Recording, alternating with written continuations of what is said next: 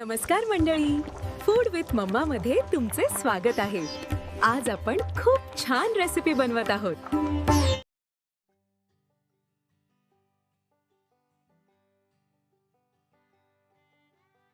नमस्कार सर्वांना, माझ्या यूट्यूब चॅनलमध्ये आपलं सर्वांचं खूप खूप स्वागत आहे. आता थंडी सुरू झालेली आहे आणि थंडीमध्ये आपल्याला त्वचेची झीज होते, तर त्यासाठी मी डिंकाचे आज लाडू बनवत आहे. त्यासाठी मी सर्व जिन्नस काढून घेतलेले आहे.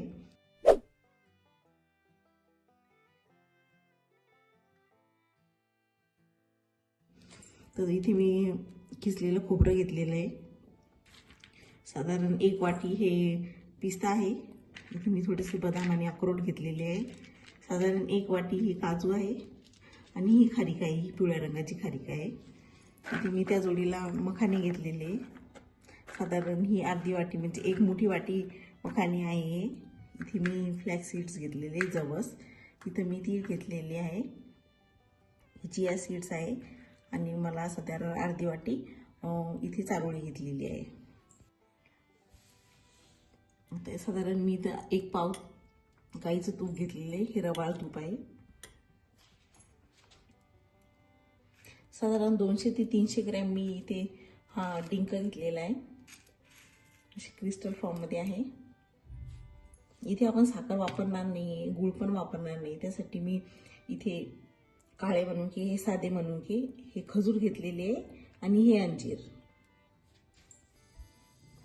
तर गॅसवर मी कढई तापत ठेवलेली आहे. त्यामध्ये सुरुवातीला मी मखाने भाजून घेते. साधारण 2 ते 3 मिनिटं छान परतून घ्यायचे. त्याला छान असा कलर येईपर्यंत. हे मी तूप न टाकताच भाजून घेते, कारण की आपण लास्टमध्ये तूप घालणार आहोत त्यामध्ये. आता बघू शकता छान रोस्ट झालेले. या पद्धतीने असं भाजल्या गेला पाहिजे. आता मी हे काढून घेते.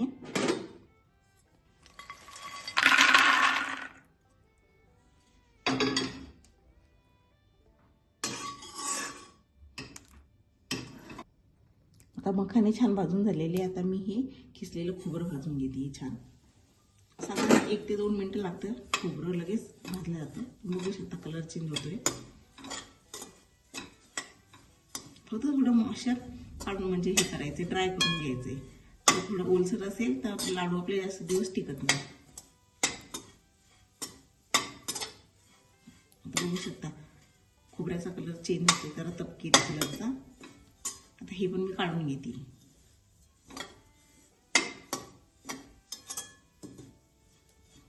असं गोल्डन होईपर्यंत छान परतून घ्यायचे.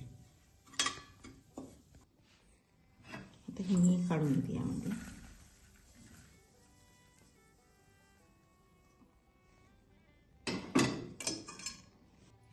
आता मी कढईमध्ये साधारण 1 मोठा चम्मच तूप टाकून घेते आणि हे सर्व ड्रायफ्रूट्स आहे, खारीक, काजू, बदाम, थोडेसे अक्रोड आणि हे पिस्ता यामध्ये छान फ्राय करून घेते. साधारण 3 ते 4 मिनिटं लागतात छान फ्राय होण्यासाठी. मीडियम टू स्लो गॅसवर हे चांगले रोस्ट करून घ्यायचे.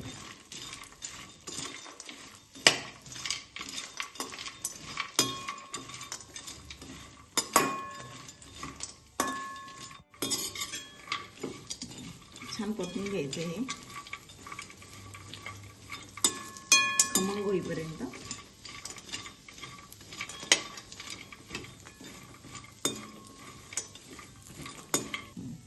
सगळे आता ड्रायफ्रूट हे छान भाजून झालेले आहे. मी यामध्ये काढून घेते.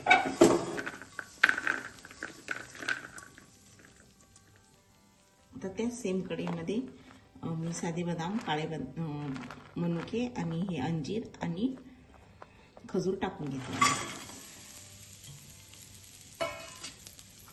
आणि त्या जोडीला 1 चम्मच तूप.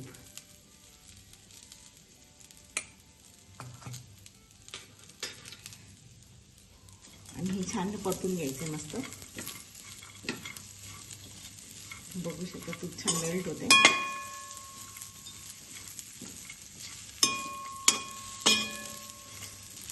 साधारण 2 ते 3 मिनिटं हे छान परतून घ्यायचे.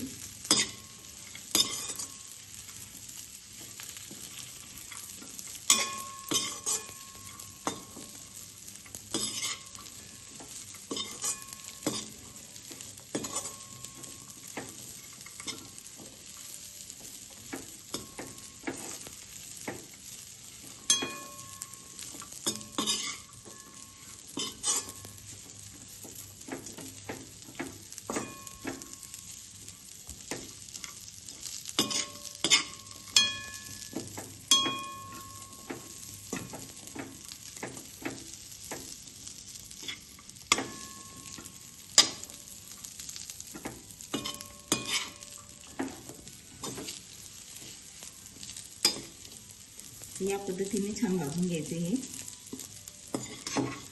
तर यामध्ये साखरेचं प्रमाण आहे, त्यामुळे हे कॅरमलाइज होते मस्त. आणि याने आपल्या लाडवाला एकदम छान टेस्ट येते. गूळ टाकायची गरज नाही, साखर टाकायची गरज नाही. खूप हेल्दी होतात हे लाडू.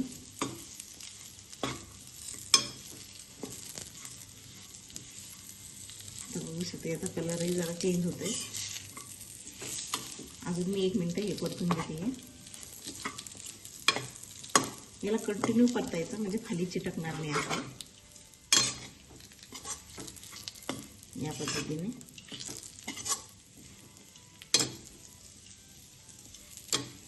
तर बघू शकता हे झालेलं आहे. मी काढून घेते आता. यामध्ये काढून घेते. कढईमध्ये मी पुन्हा थोडं तूप टाकतेय. इथे मी ही चारोळी पण छान रोस्ट करून घेते. साधारण अर्धी वाटी माझ्याकडे जवस आहे, तेही मी छान भाजून घेते. हे चिया सीड्स आहे, हेही मी टाकून घेते. आणि थंडीमध्ये तीळ कॅल्शियम देता, त्यालाही 2 मिनिटं परतून घ्यायचं आहे.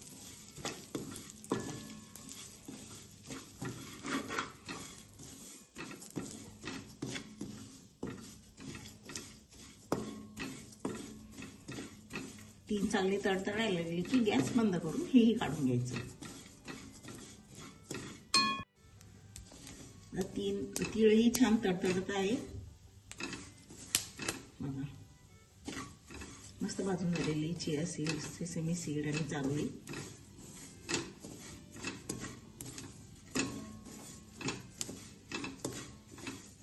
मंद गॅसवरच भाजायचं हे.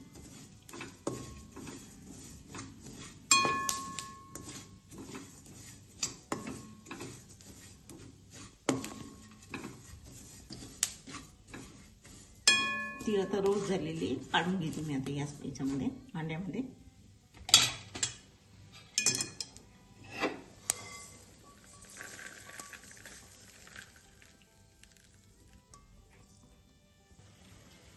त्या सेम कढईत मी तूप टाकून घेते, साधारण 2 मोठे चम्मच.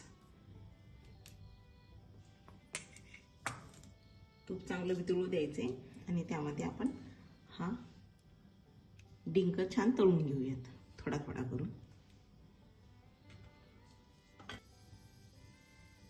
तूप आपलं छान गरम झालेलं आहे. यामध्ये मी टाकून बघते की प्रॉपर झालं काही नाही. तर टाकून बघितलंय नाही, अजून तापू देऊया. तूप छान गरम झालेलं आहे. आता यामध्ये मी डिंक सोडून घेते जर थोडं थोडं.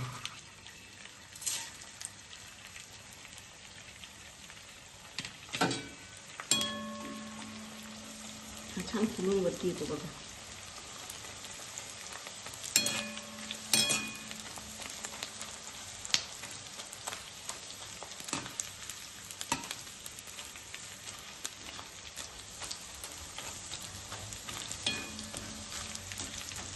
मस्त असा क्रिस्पी होऊ द्यायचं.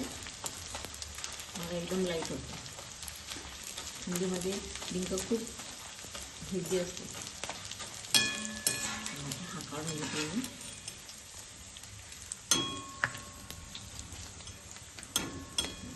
काढून घेते. आता मी सर्व डिंक हा छान तळून घेतलाय. तुम्ही बघू शकता किती क्रिस्पी झालाय या पद्धतीने. आता हे सर्व जिन्नस जे मी भाजून तळून घेतलेले हे मिक्सरला मी छान बारीक करून घेते. आता मी हे सर्व जे ड्रायफ्रूट्स आहे हे यामध्ये मिक्सर जारला लावून घेते. हे छान थंड झालेले आणि याची बारीक पावडर करून घ्यायची आहे. साधारण थोडं थोडं करून पल्स मोडमध्ये हे छान दळून घेते. तर या पद्धतीने मी बारीक करून घेतलेलं आहे, साधारण एवढं बारीक. ज्या कढईत मी तळलं होतं ना डिंक वगैरे, त्याच कढईत मी टाकते कारण की तूप आहे थोडं. तर यामध्येच थोडं बारीक बारीक करून हे यामध्ये घालते.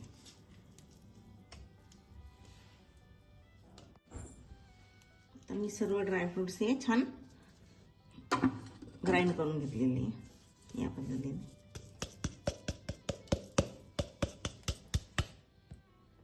तसे मिक्सर जारमध्ये मी हाताळलेला डिंक बारीक करून घेते. डिंकही या पद्धतीने मी बारीक करून घेतलेला आहे. आता डिंकही छान मी ग्राइंड करून घेतलेला आहे या पद्धतीने एकदम बारीक. आता जे स्वीट पदार्थ आहे ते मी यामध्ये छान बारीक करून घेते. अंजीर, बदाम, आता अंजीर, मनुके, खजूर हे सर्व मी यामध्ये बारीक करून घेते. आता हे सगळे स्वीटनर छान आवळून आलेली मिक्सरमध्ये मी छान बारीक करून घेतलेली.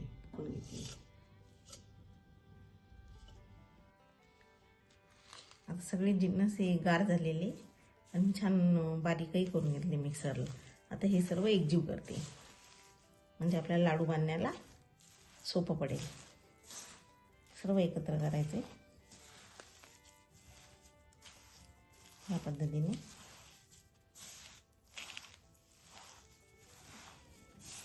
मिक्स करायचं असं गोल गोल करून. इतके रुचकर आणि पौष्टिक आहेत हे लाडू.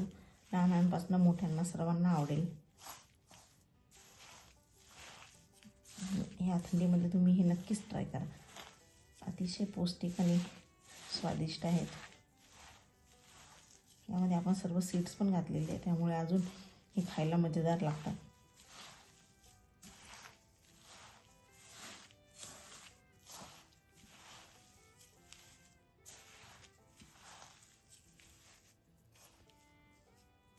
तुम्ही बघू शकता हे छान एकत्र झालेले आहे. यामध्ये आपण इतकाही जास्त तुपाचा वापर केलेला नाही आहे कारण की आपण ज्या सीड्स वापरले आहे त्या छान भाजून घेतलेले आहे आणि दळून घेतल्यामुळे त्याच्यातलं जे तेल आहे ते ऑटोमॅटिक सुटतं आणि त्यामुळे हे बांधण्यात लगेच आवळून येतं हे मिश्रण.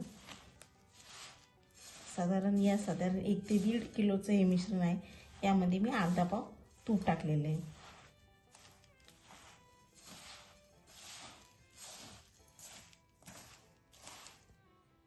आता मी छान एकत्र करून घेतलेले. आता याचे छान लाडू वळून घेऊया. या पद्धतीने थोडं छोटं घ्यायचं आणि या पद्धतीने असं असं गोल गोल करत घ्यायचं.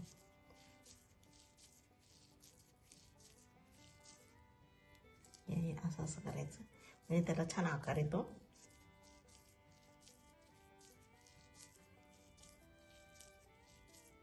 बघू शकता किती छान कलर आलेला आहे.